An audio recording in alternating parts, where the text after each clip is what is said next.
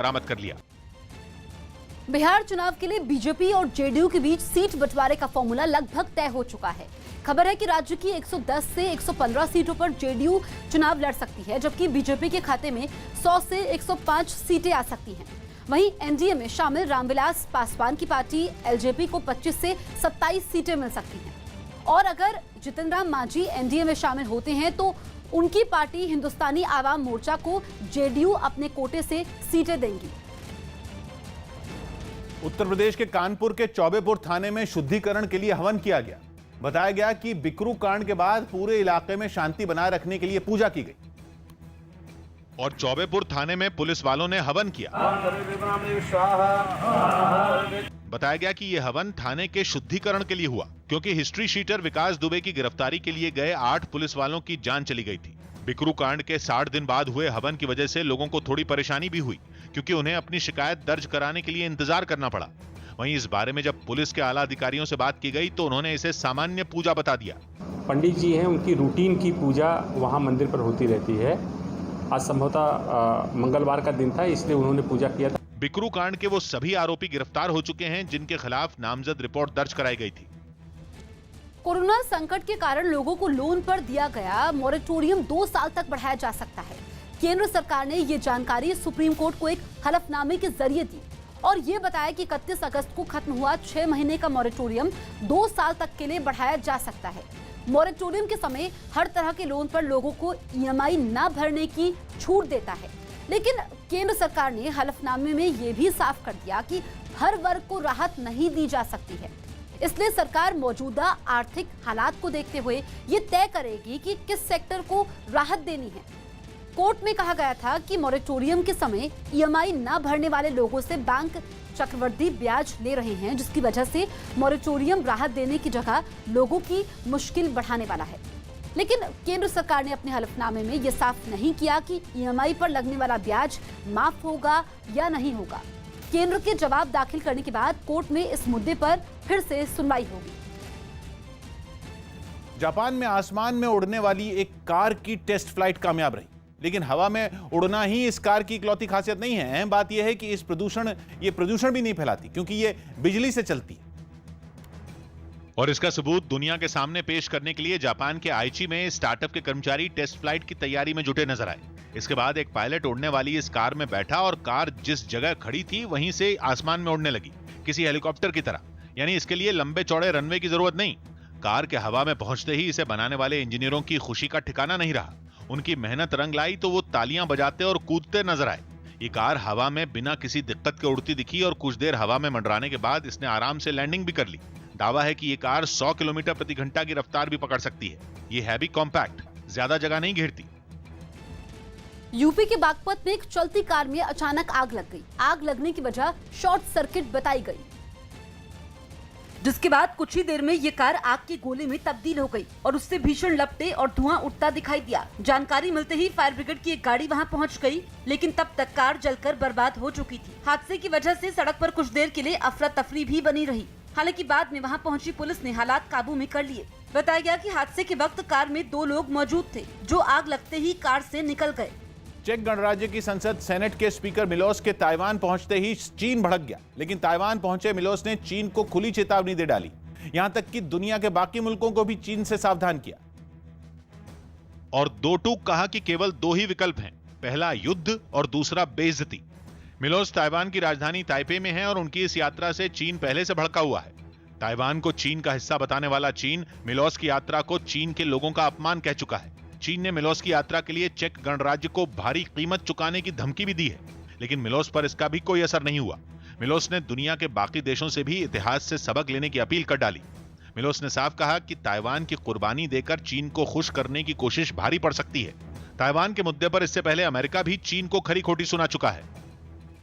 तेलंगाना के खम्मम में मौत से गुस्साए लोगों ने एक पार्षद पर हमला कर दिया। तेलंगाना के खम्मम में एक लड़के की मौत से गुस्साए लोगों ने एक पार्षद पर हमला कर दिया। लोगों ने आरोप लगाया कि लड़के की हत्या की गई और इस साजिश में इलाके का पार्षद भी शामिल था। हैदराबाद में पुलिस ने ईएसआई की पूर्व निदेशक और एक कर्मचारी के घर से बरामद करीब 4.5 करोड़ का कैश जब्त कर लिया। छत्तीसगढ़ के जशपुर में एम्बुलेंस नहीं मिलने के बाद एक गर्भवती महिला को उसके परिवार वाले चारपाई पर अस्पताल लेकर पहुंचे। आंध्र प्रदेश के चित्तूर में एक्टर पवन कल्याण का 40 फीट का पोस्टर लगाते वक्त करंट लगने से 3 लड़कों की मौत हो गई। रिया के बाद सुशांत सिंह राजपूत की पूर्व मैनेजर श्रुति मोदी ने भी सुशांत के परिवार पर हमले शुरू कर दिए। इस केस में रिया के साथ श्रुति भी जांच एजेंसियों के रडार पर है, लेकिन श्रुति के वकील ने आरोप लगाया कि सुशांत का परिवार जानबूझकर खुदकुशी को हत्या साबित करने की कोशिश में जुटा हुआ है, जिसके पीछे सुशांत का लाइफ इंश्योरेंस है, क्योंकि बीमा कंपनी आत्महत्या साबित होने पर क्लेम की रकम नहीं देती है। वकील अशोक सरावगी का दावा है कि सुशांत ने 14 करोड़ रुपए का लाइफ इंश्योरेंस लिया था, जिसके लिए वो 10 लाख रुपए प्रीमियम भरते थे। ये आरोप भी लगाया गया कि सुशांत की बहनें उनके पैसों और प्रॉपर्टी पर पूरा कंट्रोल रखना चाहती थी, इसलिए सुशांत अपनी बहनों से परेशान थे। इंश्योरेंस की रकम के लिए मौत को हत्या साबित करने की कोशिश का इल्जाम रिया के वकील ने भी सुशांत के परिवार पर लगाया। हालांकि सुशांत के परिवार के वकीलों ने इन सारे आरोपों को गलत बताया, लेकिन श्रुति के वकील अपने दावे पर अड़े हुए हैं। 14 करोड़ का बीमा था और शायद बीमे की रकम जो है, अनलेस की अबेटमेंट की बात आती है सुसाइड के लिए या हत्या की बात आती है, तब तक बीमा कंपनी रिलीज नहीं करती है। कोरोना संकट के बीच महाराष्ट्र में नियमों के तहत भक्तों ने गणेश विसर्जन किया। महामारी की वजह से इस साल प्रशासन की तरफ से गणेश की विदाई के लिए लोगों को जुटने की इजाजत नहीं मिली, जिस वजह से मुंबई की गिरगांव चौपाटी पर पुलिस और बीएमसी ने तैयारियां पूरी कर ली। लोग गणेश विसर्जन के लिए समुद्र में न जाएं, इसके लिए वहां बैरिकेडिंग की गई। हर साल बड़ी संख्या में लोगों से भरी रहने वाली चौपाटी पर किसी तरह की भीड़भाड़ नहीं दिखी। जो सार्वजनिक गणपति पंडाल हैं, वहां से सिर्फ 5 लोगों को विसर्जन स्थल तक जाने की इजाजत होगी, जबकि घर पर बिठाए गए गणपति को विसर्जित करने के लिए सिर्फ 2 लोगों को यहां पर लिया जाएगा। और नागपुर से भी कुछ ऐसी ही तस्वीरें सामने आई, जहां एक इलाके के कुछ लोगों ने तालाब बनाकर उसमें गणेश विसर्जन किया। ऐसे में कुछ भक्तों ने गणेश की आराधना करते हुए नारे लगाने शुरू कर दिए। गणपति बप्पा मोरया, गणपति बप्पा मोरया। गणेश विसर्जन से पहले कुछ लोग विधि विधान से पूजा पाठ करते नजर आए।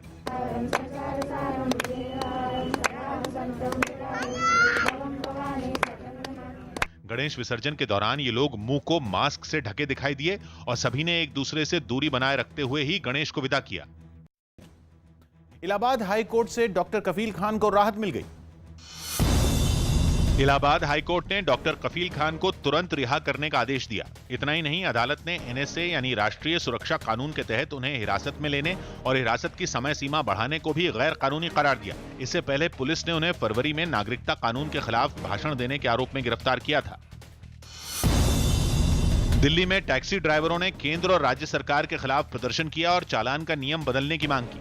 इन ड्राइवरों का कहना है कि उन्हें कोरोना संकट के दौरान बार बार चालान भरने में मुश्किल हो रही है, क्योंकि उनकी टैक्सी की स्पीड 40 से ऊपर होने पर चालान भेज दिया जाता है। ऐसे में उन्होंने इस नियम को बदलने की मांग की। इस प्रदर्शन में कुछ टैक्सी यूनियन के साथ ओला और उबर कैब ड्राइवर भी शामिल रहे। 160 चालान आ रखे हैं लोगों के। देखो भाई साहब के 160 चालान 2-2 हजार रुपए के। गाड़ी की वैल्यू नहीं है 1.5 लाख रुपए। यूपी के आगरा में एक अस्पताल पर एक नवजात का सौदा करने का आरोप लगा, जिसके बाद इस अस्पताल को सील कर दिया गया। दावा है कि अस्पताल में बच्चे के जन्म के बाद उसका परिवार 35,000 का बिल नहीं चुका पाया। इसके बाद अस्पताल प्रशासन ने इस नवजात को किसी दूसरे को सौंप दिया और बच्चे के मां बाप को कुछ रकम देकर अस्पताल से भगा दिया। आईपीएल शुरू होने से पहले विराट कोहली की टीम आरसीबी को भी झटका लगा, क्योंकि ऑस्ट्रेलिया के गेंदबाज केन रिचर्डसन ने अपना नाम वापस ले लिया। उन्होंने इसके पीछे पारिवारिक वजह बताई। अब रिचर्डसन की जगह ऑस्ट्रेलियाई स्पिनर एडम जैम्पा को आरसीबी टीम में शामिल कर लिया गया। गोवा सरकार ने कोरोना से जुड़े कई नियमों को हटा दिया। अब पर्यटक वहां बिना किसी रोक टोक के जा पाएंगे। उन्हें न तो कोरोना रिपोर्ट लानी होगी और न ही उन पर कोई क्वारंटीन नियम लागू होगा। हालांकि सरकार ने राज्य में आने वाले इन पर्यटकों को मास्क और सोशल डिस्टेंसिंग का ध्यान रखने के निर्देश दिए हैं। दिल्ली में कोरोना एक बार फिर तेजी से पैर पसारने लगा है। दिल्ली में पिछले 24 घंटों में 2312 नए मरीज मिले हैं, जो कि 58 दिनों में एक रिकॉर्ड है। इतना ही नहीं, कोरोना ने पिछले 24 घंटों में राजधानी दिल्ली में 18 लोगों की जान ली है। इसके अलावा रिकवरी रेट भी घटकर 88.56% हो गया है। दिल्ली में कोरोना के अब तक कुल मामले बढ़कर 1,77,000 के पार पहुंच गए हैं। पंजाब के लुधियाना में बैंक के बाहर एक बुजुर्ग से दिन दहाड़े लूट हो गई। उन्होंने बताया कि वो करीब 3 लाख रुपए जमा करने के लिए बैंक पहुंचे। तभी ये वारदात हो गई, जिसका वीडियो भी सामने आया, जिसमें साफ दिखा कि ये बुजुर्ग बैंक के अंदर जाने के लिए जैसे ही सीढ़ियां उतरने लगे, उसी वक्त पीछे से दौड़ता हुआ एक आदमी आया और उनके हाथ में मौजूद पैसों को छीनकर वहां से भाग गया। ਚਲਦੇ ਸੀਗੇ ਜੀ, ਦੋ ਤਾਂ ਉੱਧਰ ਖੜੇ ਸੀ ਰੋਡ ਦੇ ਉੱਤੇ ਹੀ, ਤੇ ਇੱਕ ਜਿਹੜਾ ਆਪਣਾ ਮਗਰ ਆਇਆ ਰਿਵਾਲਵਰ ਲੈ ਕੇ ਜੀ। इस घटना की जानकारी मिलने पर पुलिस वहां पहुंची और इस मामले की जांच में जुट गई। कर रहे हैं चेक इन्वेस्टिगेशन। आरोपी के पैसे छीनने के बाद बुजुर्ग ने उसके पीछे जाने की कोशिश भी की, लेकिन वो उसे पकड़ नहीं पाए। यूपी के मेरठ में सीवर में गिरे एक घोड़े को बड़ी मुश्किलों से निकाला जा सका। बताया गया कि ये घोड़ा सड़क पर खुले हुए सीवर में गिर गया, जिसे कई पुलिस वालों और आसपास के लोगों ने रस्सी की मदद से बड़ी मुश्किल से बाहर निकाला। सीवर में गिरने के बाद घोड़ा काफी देर तक वहां फंसा रहा, जिसके बाद कुछ पुलिस वाले वहां पहुंचे और घोड़े को बचाने की तरकीबें सोचने लगे, क्योंकि इस भारी भरकम घोड़े को सीवर से निकालना इतना आसान नहीं था। हालांकि इस काम में आसपास के लोगों ने पुलिस का खूब साथ दिया। घोड़े को निकालने के लिए लोगों ने उसके मुंह और पैरों को रस्सी से जकड़ दिया और फिर उसे बाहर खींचने लगे, लेकिन घोड़े को बाहर खींचने में सभी के पसीने छूट गए। लेकिन उन्होंने हार नहीं मानी और कई कोशिशों के बाद घोड़े को सीवर से निकालकर ही दम लिया। इसके बाद बीच सड़क पर खुले सीवर को पत्थरों से ढक दिया गया। बेलारूस में जारी प्रदर्शन के बीच एक चौंकाने वाला वीडियो सामने आया, जिसमें भीड़ कुछ लोगों को पीटती नजर आई। बताया जा रहा है कि जिनकी पिटाई हुई वो रूस की खुफिया एजेंसी केजीबी के एजेंट हैं, जो सरकार विरोधी रैली में शामिल एक प्रदर्शनकारी को अगवा करने के इरादे से वहां पहुंचे थे। काली गाड़ी से आए इन लोगों ने पहले तो उस प्रदर्शनकारी का पीछा किया और फिर उसे खींचकर गाड़ी की तरफ ले जाने लगे, लेकिन तभी वहां मौजूद दूसरे प्रदर्शनकारियों ने उन्हें देख लिया। इसके बाद तो भीड़ ने इन लोगों पर हमला कर दिया। इस दौरान कुछ लोगों ने पलटवार की कोशिश भी की, लेकिन भीड़ के आगे उनकी एक नहीं चली। लोगों ने उनकी गाड़ी को घेर लिया और मारपीट शुरू कर दी। हालांकि बाद में ये लोग किसी तरह गाड़ी में बैठे और जान बचाकर वहां से भाग निकले। तेलंगाना के खम्मम में एक लड़के की मौत से गुस्साए लोगों ने एक पार्षद पर हमला कर दिया। लोगों ने आरोप लगाया कि लड़के की हत्या की गई और इस साजिश में इलाके का पार्षद भी शामिल था, जिसके बाद सैकड़ों की भीड़ ने पार्षद की गाड़ी पर हमला बोल दिया। हालांकि मौका पाकर पार्षद तो वहां से फरार हो गया, लेकिन लोगों ने उसकी गाड़ी में तोड़फोड़ शुरू कर दी। कुछ लोग गाड़ी के शीशे तोड़ते दिखे तो कुछ महिलाएं बोनेट पर ईंट मारती नजर आई। एक लड़का तो गाड़ी के ऊपर ही चढ़ गया। जानकारी मिलते ही वहां कई पुलिस वाले पहुंच गए और लोगों को शांत करने की कोशिश करने लगे, लेकिन भीड़ के सामने उनकी एक नहीं चली। लोगों ने गाड़ी पर जमकर अपना गुस्सा निकाला और फिर उसे आग के हवाले कर दिया। बीच सड़क पर गाड़ी काफी देर तक जलती रही। जिस सड़क पर यह हंगामा हुआ वहां उस लड़के के कई पोस्टर भी चिपके दिखाई दिए। इस बीच लोगों ने खूब नारेबाजी भी की। काफी देर तक चले हंगामे के बाद लोगों की भीड़ इंसाफ की मांग के लिए थाने भी पहुंच गई। हालांकि पुलिस ने उन्हें न्याय का भरोसा देकर शांत करवा दिया। हैदराबाद के पास साइबराबाद में एंटी करप्शन ब्यूरो ने एक महिला से 4 करोड़ 47 लाख रुपए नकद बरामद किए हैं। बताया गया कि ये रुपए ब्लैक मनी हैं। बताया ये भी जा रहा है कि Devika Rani insurance medical service की पूर्व डायरेक्टर हैं और ये रकम उनके पास से ही बरामद की गई है। फिलहाल एंटी करप्शन ब्यूरो मामले की जांच में जुटी है।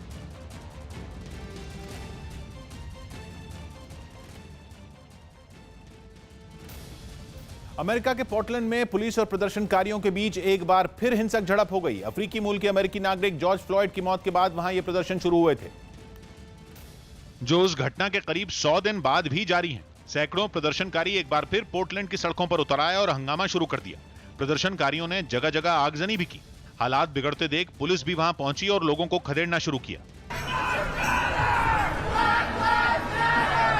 इससे पहले प्रदर्शनकारियों के एक गुट ने मार्च निकाला और मेयर के दफ्तर का घेराव किया। इन लोगों ने मेयर से इस्तीफे की मांग की। राष्ट्रपति ट्रंप ने भी वहां के मेयर पर निशाना साधा और शहर की इस हालत के लिए उन्हें जिम्मेदार ठहराया। A city like Portland, where the entire city is ablaze all the time, and a mayor says we don't want any help from the federal government. हालात नहीं सुधरने पर ट्रंप ने वहां अमेरिका के केंद्रीय सुरक्षा बल भेजने की चेतावनी भी दी। महाकाल मंदिर में श्रद्धालु शिवलिंग पर पंचामृत नहीं चढ़ा पाएंगे। सुप्रीम कोर्ट ने उज्जैन के महाकाल मंदिर में शिवलिंग को बचाने के लिए अहम फैसला सुनाया। अदालत ने श्रद्धालुओं के पंचामृत चढ़ाने पर रोक लगा दी। साथ ही शिवलिंग को घिसने और रगड़ने पर भी प्रतिबंध रहेगा। ऐसे में भक्तों को वहां सिर्फ दूध और जल ही चढ़ाने की इजाजत होगी। जो पांचों शासकीय पूजाएं होती हैं एक तरीके से, पंचामृत का प्रयोग केवल उनमें किया जा सकेगा। बाकी आम पब्लिक किसी भी समय पंचामृत से अभिषेक नहीं कर पाएगी। दिल्ली के नेहरू नगर इलाके में अंकित गुप्ता नाम के शायर ने गरीब बच्चों की मदद की। इसके लिए अंकित ने पहले ऑनलाइन अभियान चलाया। इस दौरान उन्हें कई लोगों से मोबाइल मिले जो उन्होंने गरीब बच्चों में बंटवाए ताकि वो घर पर रहकर ऑनलाइन पढ़ाई कर सकें। मोबाइल फोन नहीं होने की वजह से इन बच्चों को कोरोना संकट में काफी दिक्कत आ रही थी। अभी तक हम 75 परिवारों को स्मार्टफोन्स डोनेट कर चुके हैं। ओडिशा के केंदुझर में हाथी दांत की तस्करी का मामला सामने आया, जिसके बाद पुलिस ने 3 आरोपियों को गिरफ्तार कर लिया। साथ ही इनके पास से वन विभाग ने काफी मात्रा में हाथी दांत भी बरामद किया। लोकायुक्त की टीम ने भोपाल और इंदौर में खनिज विभाग के पूर्व अधिकारी प्रदीप खन्ना के ठिकानों पर छापा मारा। इस दौरान वहां से काफी नकदी और कई अहम दस्तावेज जब्त कर लिए गए। ये कार्रवाई आय से अधिक संपत्ति के आरोपों में की गई। इंदौर के पटेल टावर के इस 302 नंबर फ्लैट में एक कार्रवाई की जा रही है। लोकायुक्त के 15 से ज्यादा अधिकारी इस कार्रवाई को अंजाम दे रहे हैं। इस फ्लैट से कुछ महत्वपूर्ण दस्तावेज मिले हैं। स्पेन के फुटबॉल क्लब बार्सिलोना के खिलाड़ियों ने अपना अभ्यास शुरू कर दिया, लेकिन अभ्यास के दौरान लियोनेल मेसी मैदान पर नजर नहीं आए। पिछले दिनों उन्होंने बार्सिलोना से अलग होने का ऐलान किया था। माना जा रहा है कि इसी वजह से अब उन्होंने टीम के अभ्यास से भी दूरी बनानी शुरू कर दी है। लेबनान की राजधानी बेरूत में हुए धमाके के विरोध में एक बार फिर लोगों ने संसद के बाहर जमकर प्रदर्शन किया। धमाके के बाद वहां के पूर्व पीएम और उनकी कैबिनेट के इस्तीफा देने के बाद मुस्तफा अदीब को नया पीएम भी चुन लिया गया। लेकिन इसके बाद भी प्रदर्शनों का सिलसिला थमा नहीं। वहां से सामने आई कुछ तस्वीरों में सैकड़ों प्रदर्शनकारी संसद के बाहर जमा होकर हंगामा करते नजर आए। प्रदर्शनकारी इमारत के अंदर घुसने की कोशिश में उसके गेट को जोर जोर से धक्का देते दिखे, जबकि कुछ लोग गेट के पास की एक दीवार पर चढ़ गए। इतना ही नहीं, प्रदर्शन के समय कई लोग पत्थर भी फेंकते नजर आए। भीड़ की कई कोशिशों के बाद संसद भवन का गेट खुल गया और कुछ लोग अंदर भी घुस गए, लेकिन उन्हें वहां मौजूद सुरक्षा बलों ने वापस खदेड़ दिया। प्रदर्शन के समय लोगों ने इमारत को कई तरफ से घेर रखा था। एक तस्वीर में लोग लोहे की एक बड़ी जाली की मदद से गेट को फांदते दिखे, जिन्हें रोकने के लिए गेट की दूसरी तरफ से उन पर लगातार आंसू गैस के गोले दागे गए। लेकिन प्रदर्शनकारियों का गुस्सा शांत नहीं हुआ और उन्होंने कई घंटों तक वहां जमकर हंगामा किया। इस विरोध प्रदर्शन में कुछ महिलाएं भी नजर आईं। गोवा में अनलॉक 4 के नियमों के तहत बार और रेस्टोरेंट खुल गए। हालांकि ऐसी जगहों पर मास्क पहनने और दूरी बनाए रखने के नियम को ध्यान में रखना जरूरी है ताकि कोरोना की रोकथाम हो सके। इसी वजह से पणजी के एक रेस्टोरेंट में एंट्री से पहले वहां पहुंचने वाले लोगों के शरीर का तापमान मापा गया। रेस्टोरेंट खुलने के पहले दिन कोई अपने परिवार के साथ वहां पहुंचा तो किसी ने दोस्तों के साथ खाने का स्वाद लिया। एक आदमी ऐसा भी दिखा जिसने खाना पैक करके ले जाना बेहतर समझा। कई दिन बाद बार और रेस्टोरेंट खुलने पर कारोबारी भी खुश नजर आए। It's a welcome gesture of the government that at least we hoteliers would be happy if the bars are open. वहां के एक दूसरे रेस्टोरेंट ने लोगों को जागरूक करने के लिए काफी दिलचस्प तरीका निकाला। वहां मेन और विमेन के फॉर्मूले से लोगों को नियम समझाने की कोशिश की गई। इस बार और रेस्टोरेंट में लोग एक दूसरे से दूरी बनाए रखते हुए ही खाने का स्वाद लेते दिखे। जम्मू कश्मीर के राजौरी में पाकिस्तान ने एक बार फिर सीज फायर का उल्लंघन किया है। राजौरी जिले के केरी सेक्टर में हुई पाकिस्तान की गोलाबारी में भारतीय सेना का एक जवान शहीद हो गया। भारतीय सेना भी पाकिस्तान की गोलाबारी का मुंह तोड़ जवाब दे रही है। पाकिस्तान की तरफ से भारतीय चौकियों के साथ साथ रिहायशी इलाकों को भी निशाना बनाया जा रहा है।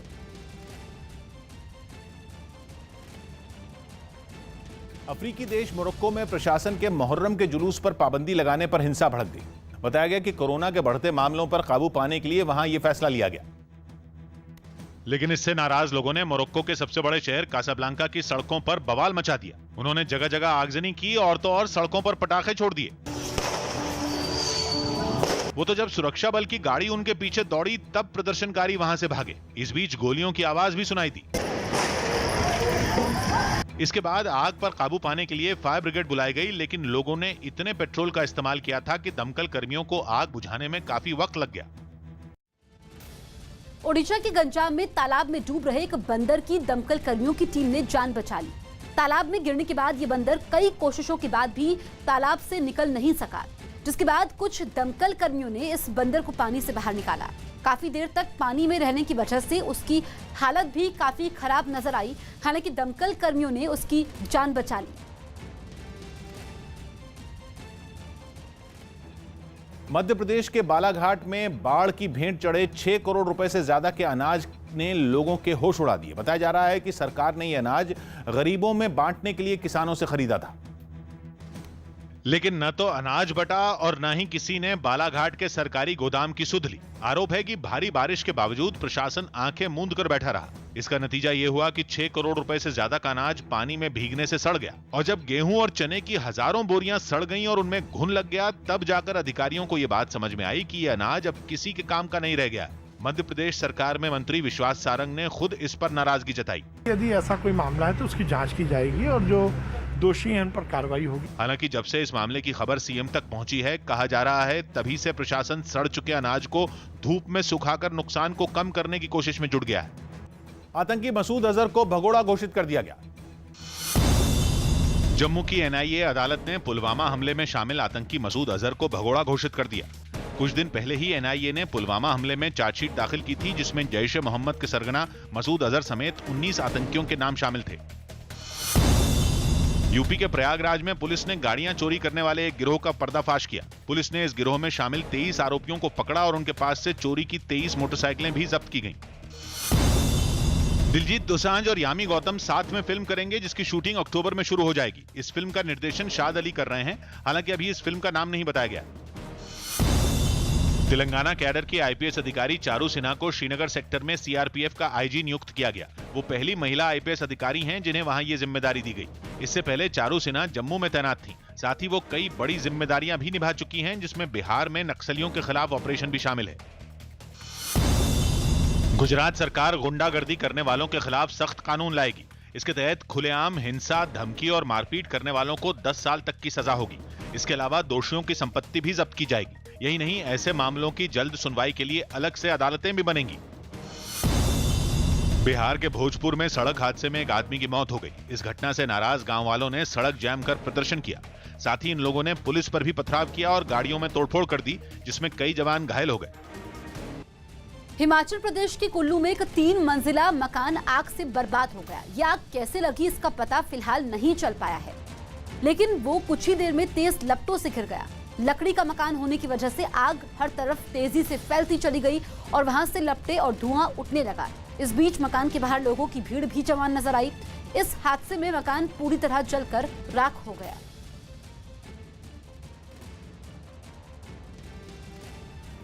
गुजरात के राजकोट में एक तेज रफ्तार कार और एक ऑटो रिक्शा के बीच हुई टक्कर का डरा देने वाला वीडियो सामने आया। बताया जा रहा है कि ऑटो में 2 बच्चों समेत 5 लोग बैठे थे। इस घटना का एक सीसीटीवी वीडियो भी सामने आया, जिसमें एक ऑटो को चौराहे से गुजरता हुआ देखा गया। वो आगे बढ़ ही रहा था कि दूसरी तरफ से एक तेज रफ्तार गाड़ी ने उसे उड़ा दिया। इस जोरदार टक्कर के बाद गाड़ी ऑटो को घसीटते हुए काफी आगे ले गई। एक तरफ का हिस्सा कार के बोनेट में फंसने से ऑटो पलटा नहीं, लेकिन उसमें बैठे 2 लोग गंभीर रूप से घायल हो गए, जिन्हें वहां मौजूद लोगों की मदद से अस्पताल पहुंचाया गया। इस घटना के बाद कार सवार फरार हो गया, जिसकी तलाश पुलिस ने भी तेज कर दी। पूर्वी लद्दाख में एलएसी पर भारतीय सेना ने चीनी सैनिकों की एक और बड़ी साजिश को नाकाम कर दिया। जानकारी के मुताबिक 31 अगस्त को चीन ने एक साजिश के तहत एक साथ 3 जगहों पर अपनी सेना को भेजकर वर्तमान सीमा में बदलाव करने की कोशिश की थी, लेकिन पहले से मुस्तैद भारतीय सेना ने उन्हें मुंहतोड़ जवाब देते हुए पीछे धकेल दिया। चीनी सेना ने पेंगोंग के दक्षिण हिस्से में उन पहाड़ियों पर कब्जे की कोशिश की जिन पर पहले से भारतीय फौजों का नियंत्रण है। 3 जगहों पर एक साथ 40 सैनिकों ने पहुंचकर कब्जा करने की कोशिश की, जिसे भारतीय सेना ने रोक दिया। इस बीच 2 घंटे तक टकराव चला और आखिरकार चीनी सेना को भागना पड़ा। भारत ने चीन की इस हरकत पर कड़ी नाराजगी जाहिर करते हुए इसे घुसपैठ की साजिश और उकसाने वाली हरकत बताया। चीन ने ऐसी हरकत तब की है जब दोनों तरफ के कमांडर तनाव घटाने के लिए बातचीत कर रहे थे। इसके बाद रक्षा मंत्री ने भारतीय फौजों से किसी भी हालात से निपटने के लिए तैयार रहने को कहा है।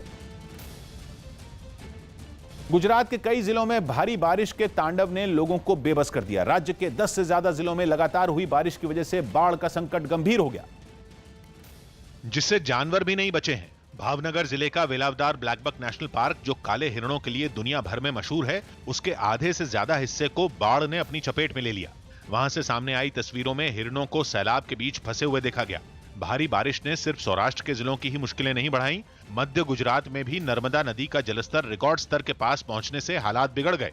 मध्य गुजरात में ज्यादा बारिश तो नहीं हुई, लेकिन मध्य प्रदेश से जो पानी छोड़ा गया उसने नर्मदा नदी को रौद्र रूप दे दिया और नर्मदा नदी का जलस्तर बढ़ने से कई बांध खतरनाक हो गए। भरूच जिले के कई रिहायशी इलाकों को बाढ़ ने अपने निशाने पर ले लिया। वहां 6000 से ज्यादा लोगों को सुरक्षित इलाकों में भेजने की जानकारी सामने आई। वडोदरा में भी विश्वामित्री नदी का पानी निचले इलाकों में घुसाने से हालात काफी बिगड़ गए। राजस्थान के कोटा में झमाझम बारिश हुई। राजस्थान के कोटा में झमाझम बारिश ने लोगों को तेज गर्मी से राहत दिलाई। यूपी के सीतापुर में गाड़ी एक बुजुर्ग महिला को टक्कर मारकर फरार हो गई। हाईकोर्ट के आदेश के बाद यूपी के मथुरा जेल में बंद डॉक्टर कफील खान को रिहा कर दिया गया। यूपी के बागपत में हाईवे पर चलती कार में आग लग गई। बताया गया कि दिल्ली से बड़ौद जा रही इस कार में शॉर्ट सर्किट की वजह से आग लगी। चीन और रूस में जारी तनाव के बीच अमेरिका ने समंदर में दुश्मन के जहाज को तबाह करने की ताकत का प्रदर्शन किया। अमेरिका प्रशांत महासागर में अपने सहयोगी देशों के साथ एक बड़ा सैन्य अभ्यास कर रहा है, जिसमें उसने दुश्मन के जंगी जहाज को बर्बाद करने की ताकत दिखाई। इसका एक वीडियो भी जारी किया गया जिसमें समंदर में तैर रहे इस जहाज से धुआं निकलता नजर आया। अभ्यास के लिए अमेरिका ने अपने एक पुराने जहाज का इस्तेमाल किया था जिस पर अलग अलग जंगी जहाजों से कई मिसाइलें दागी गईं। हमला होते ही जहाज में धमाके होने लगे और देखते ही देखते पूरा जहाज धुएं के गुबार में ढक गया। इस जबरदस्त हमले में जहाज को भारी नुकसान पहुंचा और कुछ ही देर में वो डूबने लगा।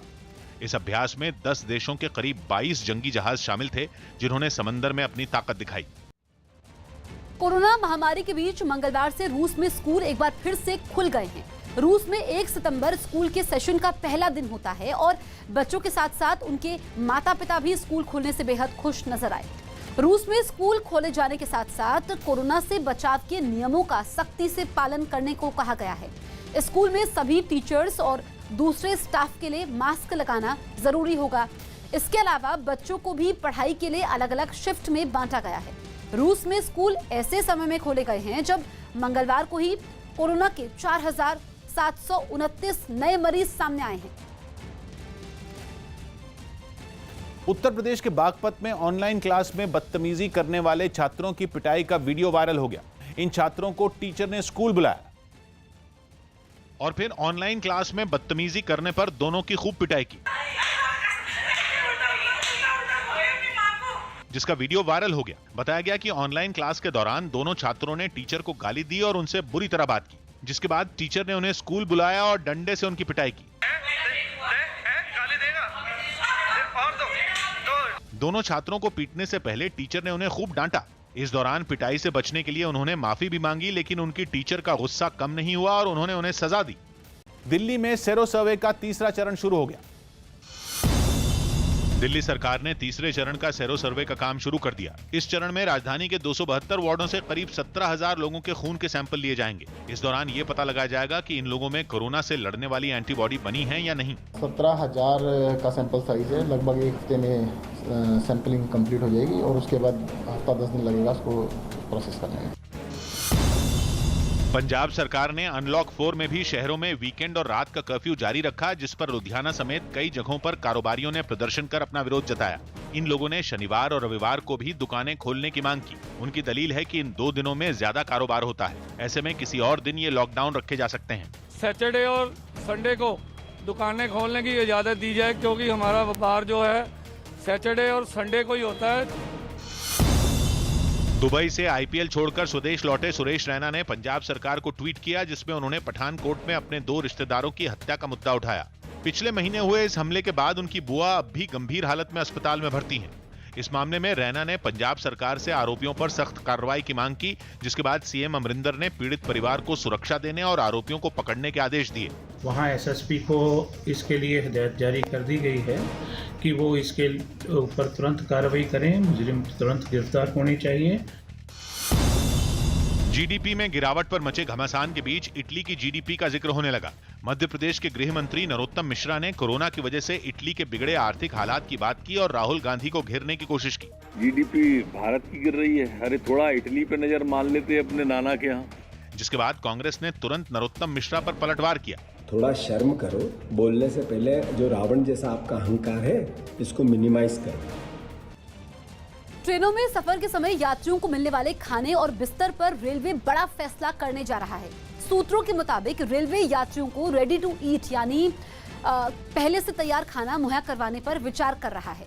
साथ ही ट्रेनों में मिलने वाले कंबल, तकिए, चादर और तौलियों को भी बंद किया जा सकता है। हालांकि स्टेशन पर बेड रोल यानी कि तकिया, कंबल, तौलिया और चादर उपलब्ध होंगी जिन्हें खरीद कर इस्तेमाल किया जा सकेगा। इसके लिए रेलवे की तरफ से एक कमेटी बनाई जा रही है जो हर पहलू पर गौर कर अपना सुझाव देगी। माना यह भी जा रहा है कि कोरोना काल के बाद जब ट्रेन सेवाएं सामान्य हो जाएंगी तब इस पर आखिरी फैसला ले लिया जाएगा। किम जोंग उन के कई महीनों तक गायब रहने के दौरान उत्तर कोरिया में सारी जिम्मेदारियां संभाल रही उनकी बहन किम यो जोंग के मारे जाने की खबरें हैं। पिछले 1 महीने से ज्यादा वक्त से किम यो जोंग को किसी ने नहीं देखा और अटकलें ये हैं कि किम जोंग उन ने अपनी ही बहन को रास्ते से हटा दिया है। 27 जुलाई के बाद से किम यो जोंग को किसी ने नहीं देखा, जबकि उत्तर कोरिया के शासक किम जोंग उन तमाम अटकलों को खत्म करते हुए काम पर लौट आए हैं। अब तक उत्तर कोरिया में किम के बाद दूसरे नंबर पर जो भी एक ताकतवर उम्मीदवार के तौर पर उभरा है वो जिंदा नहीं बचा है। माना जा रहा है कि बहन होने के बावजूद किम यो जोंग के साथ भी कुछ ऐसा ही होने का खतरा है। वैसे उत्तर कोरिया में शासक के परिवार में ऐसी घटनाएं पहले भी होती रही हैं। चीन के साथ सीमा पर तनाव कम करने के लिए चल रही ब्रिगेडियर स्तर की बैठक खत्म हो गई है। हालांकि बैठक के बारे में कोई आधिकारिक बयान अभी तक जारी नहीं किया गया है, लेकिन सूत्र ये बता रहे हैं कि भारत ने साफ कर दिया कि चीन को LAC पर अपने रुख में बदलाव लाना होगा। सूत्र ये भी बताते हैं कि ब्रिगेडियर स्तर की इस बातचीत में भारत ने 31 अगस्त को चीनी सैनिकों की घुसपैठ का मुद्दा भी उठाया। साथ ही भारत ने यह भी साफ कर दिया कि चीन की सेनाओं के अपनी पुरानी स्थिति में जाने पर ही सीमा पर तनाव कम हो सकता है। 4 दिन लगातार रिया चक्रवर्ती से पूछताछ के बाद CBI ने रिया की मां और उसके पिता को पूछताछ के लिए बुलाया। रिया के अलावा केस से जुड़े ज्यादातर अहम लोगों को भी पूछताछ में शामिल होने के लिए बुलाया गया ताकि रिया चक्रवर्ती के जवाबों की पड़ताल की जा सके। रोज की तरह रिया के घर के बाहर मीडिया का जमावड़ा दिखा और सुबह करीब 10 बजे मुंबई पुलिस की एक टीम रिया के घर पहुंच गई। थोड़ी देर में एक कार घर से बाहर जरूर निकली, लेकिन कार में रिया नहीं बल्कि रिया की मां संध्या चक्रवर्ती, पिता इंद्रजीत चक्रवर्ती और भाई शोभिक रहे। पूरे रास्ते मुंबई पुलिस की एक गाड़ी भी साथ साथ चलती रही। थोड़ी देर में सुशांत की पूर्व मैनेजर श्रुति मोदी भी DRDO गेस्ट हाउस पहुंची। फिर रिया के करीबी रहे सुवेद लोहिया भी पहुंचे। सुशांत के कुक नीरज और नौकर केशव को भी पूछताछ के लिए दोबारा बुलाया गया था। इसके अलावा सैमुअल मिरांडा और सिद्धार्थ पिठानी से भी CBI के अधिकारियों ने पूछताछ की। ड्रग्स माफिया पर कड़ी कार्रवाई करते हुए विदेश से लाया गया यहां पर ड्रग्स बरामद की गई है। ड्रग्स माफिया पर कड़ी कार्रवाई की गई है और बेहतर क्वालिटी का 3.5 किलो गांजा जब्त किया गया है। बताया यह गया कि गांजे की ये खेप कनाडा से लाई जा रही थी और इसे मुंबई होते हुए गोवा भेजा जाना था। इस गांजे की मुंबई में बड़ी मांग है। बताया यह भी जा रहा है कि मुंबई में नशे का ये सामान 5,000 रुपए प्रति ग्राम बिकता है। दक्षिणी जापान के हिस्सों में आए मेसक नाम के ताकतवर तूफान ने लोगों को खौफ से भर दिया। ये तूफान जापान के सबसे छोटे द्वीप ओकिनावा से टकराया। जहां तेज रफ्तार हवाओं के खौफनाक मंजर को देख लोग सहम गए। सामने आए एक वीडियो में एक भारी भरकम ट्रक तूफान में हिलता हुआ दिखाई दिया। ऐसा लगा जैसे धरती हिल रही हो और वहां तेज भूकंप आया हो। 162 किलोमीटर प्रति घंटा की रफ्तार से चली शक्तिशाली हवाओं से जापान का ओकिनावा दहल उठा। वहां के एक ट्रैफिक सिग्नल का भी डरा देने वाला वीडियो सामने आया जिसमें सब कुछ हिलता हुआ दिखा।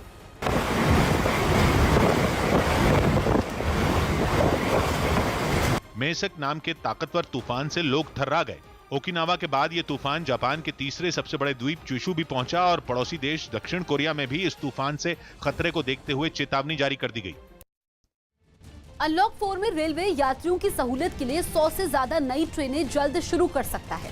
जानकारी के मुताबिक अलग अलग राज्यों से सलाह के बाद करीब 100 नई ट्रेनों को चलाने का ऐलान किया जाएगा, जिन्हें नए रूट पर शुरू करने की तैयारी है, जहां फिलहाल कोई ट्रेन नहीं चल रही। लेकिन खबर यह है कि इन नई ट्रेनों को लेकर झारखंड, पश्चिम बंगाल और महाराष्ट्र ने कुछ आपत्ति जताई है। इसके अलावा रेलवे जल्दी 20 जोड़ी डुप्लीकेट ट्रेनें भी शुरू कर सकता है। फिलहाल कोरोना काल में रेलवे महज 230 स्पेशल ट्रेनें ही चला रहा है। इनमें कुछ ट्रेनों की मांग बहुत ज्यादा है जबकि बाकी खाली चल रही हैं। क्रिकेटर बेन स्टोक्स आईपीएल से हट सकते हैं। राजस्थान रॉयल्स के क्रिकेटर बेन स्टोक्स के आईपीएल से हटने की अटकलें तेज हो गईं। उनके पिता को ब्रेन कैंसर है, जिसकी वजह से वो पिछले दिनों पाकिस्तान के खिलाफ एक ही टेस्ट मैच खेल पाए थे। पिता की बीमारी की खबर मिलने के बाद वो इंग्लैंड से अपने घर न्यूजीलैंड लौट गए थे। ऐसे में अब उनके आईपीएल में भी खेलने पर सस्पेंस बन गया है। कोरोना संकट पर काबू पाने के लिए केंद्र 4 राज्यों में अपनी टीमें भेजेगा। इन राज्यों में उत्तर प्रदेश, ओडिशा, झारखंड और छत्तीसगढ़ शामिल हैं।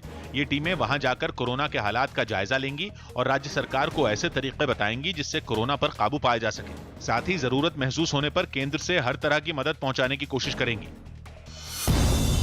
दिल्ली के रघुबीर नगर में एक आदमी पर अपने 2 दोस्तों की हत्या करने का आरोप लगा, जिसके बाद पुलिस ने आरोपी को गिरफ्तार कर लिया। पुलिस के मुताबिक इन तीनों में मकान के किराए पर बहस हुई थी, जिसके बाद आरोपी ने सोते समय इन दोनों की हत्या कर दी और फरार हो गया। लेट रात को हम सक्सेसफुल रहे और हमने हमारी टीमों का की जो मेहनत है उसको कामयाब हुई और हम साथी को पकड़ के लेके आए हैं। दिल्ली महिला आयोग ने तिलक नगर इलाके में स्पा की आड़ में चल रहे एक सेक्स रैकेट का भंडाफोड़ किया है। दिल्ली में कोरोना की वजह से पहले से ही स्पा खोलने की इजाजत नहीं है। दिल्ली महिला आयोग को इस मामले में किसी शख्स ने फोन करके जानकारी दी थी। इसके बाद दिल्ली पुलिस के साथ मौके पर पहुंची महिला आयोग की टीम को मौके से कई लोग आपत्तिजनक हालत में मिले। इस मामले में पुलिस ने 5 लोगों को हिरासत में भी लिया। स्पा से पुलिस को कई आपत्तिजनक सामान भी मिला है। जम्मू कश्मीर के बारामूला में सुरक्षा बल के जवानों ने आतंकियों के कुछ खुफिया ठिकानों को तबाह कर भारी मात्रा में हथियार और गोला बारूद जब्त किया।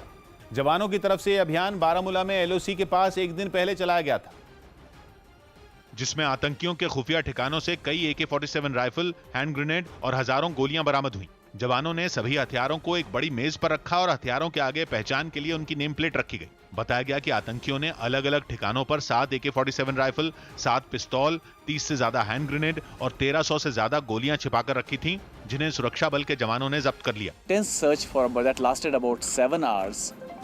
A huge cache of arms and ammunition was recovered. सेना ने ये जानकारी भी दी कि पाकिस्तान के इशारे पर कुछ आतंकी इन हथियारों का इस्तेमाल कश्मीर घाटी में सुरक्षा बल को निशाना बनाने के लिए कर सकते थे। कोरोना संकट की वजह से लंबे वक्त तक चले विरोध के बावजूद देश भर में जेईई की परीक्षाएं शुरू हो गईं। सभी परीक्षा केंद्रों पर कोरोना के खतरे से बचाव के इंतजाम भी किए गए, ताकि बिना किसी डर के सभी छात्र अपनी परीक्षा दे सकें। कोलकाता के एक परीक्षा केंद्र के बाहर भी छात्रों की स्क्रीनिंग और उनके हाथों को सैनिटाइज करवाने का इंतजाम नजर आया। साथ ही कतार में खड़े छात्रों के बीच जरूरी दूरी बनी रहे, इसलिए जमीन पर थोड़ी थोड़ी दूरी पर निशान भी बने दिखे। हम लोग 2 साल से प्रिपरेशन ले रहे हैं, तो अभी आने के वजह और कुछ चारा नहीं था। जम्मू के एक परीक्षा केंद्र से सामने आई तस्वीरों में भी स्क्रीनिंग और हाथों को सैनिटाइज करने के बाद ही सभी छात्र अंदर जाते नजर आए। बताया गया कि परीक्षा केंद्रों के अंदर हर एक कमरे में छात्रों के बैठने की व्यवस्था नियमों के तहत ही की गई, ताकि उन्हें कोरोना के खतरे से बचाया जा सके। हर सीट के बीच में डिफरेंस था, सैनिटाइज प्रॉपर हुआ है, बढ़िया था सब कुछ। जम्मू के इस परीक्षा केंद्र में लद्दाख और कश्मीर घाटी से भी कई छात्र जेईई की परीक्षा देने पहुंचे। राजस्थान के जालौर में एक लड़के के साथ बेरहमी से मारपीट करने का दिल दहला देने वाला वीडियो सोशल मीडिया पर वायरल हो गया। ये घटना 10 दिन पुरानी बताई गई और आरोप है कि पुलिस ने अब तक इस मामले में किसी के खिलाफ कोई कदम नहीं उठाया। हालांकि घटना का वीडियो सोशल मीडिया पर वायरल होने के बाद वो निशाने पर आ गई। इस वीडियो में कुछ लोग एक लड़के को बंधक बनाकर उसे बेरहमी से पीटते नजर आए। वीडियो में दिख रहे आरोपियों पर आपत्तिजनक हरकत करने का भी आरोप लगा। जिस लड़के को पीटा गया वो बाड़मेर का बताया गया, जिसने 10 दिन पहले आरोपियों के खिलाफ जालौर पुलिस को शिकायत दी थी। लेकिन दावा यह है कि पुलिस ने इस शिकायत पर कोई कार्रवाई नहीं की और आरोपियों की पहचान होने के बावजूद उन्हें गिरफ्तार नहीं किया।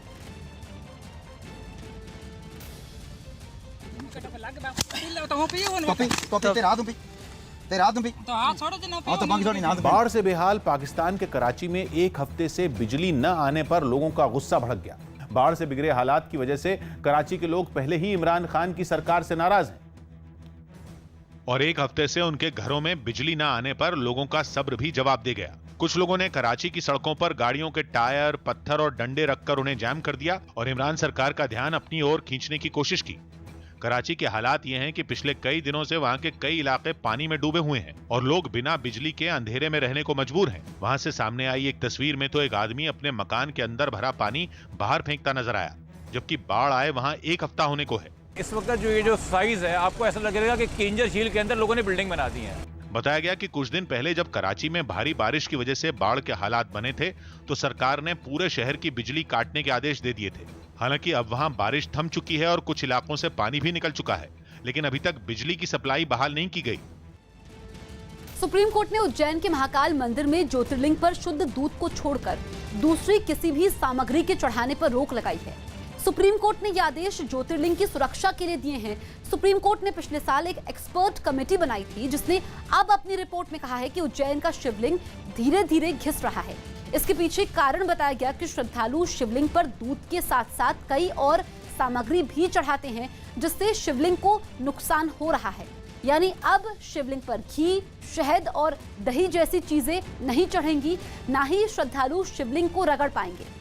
इसके अलावा कोर्ट ने मंदिर के रखरखाव के लिए केंद्र और राज्य सरकार को जरूरी फंड देने के आदेश भी दिए हैं।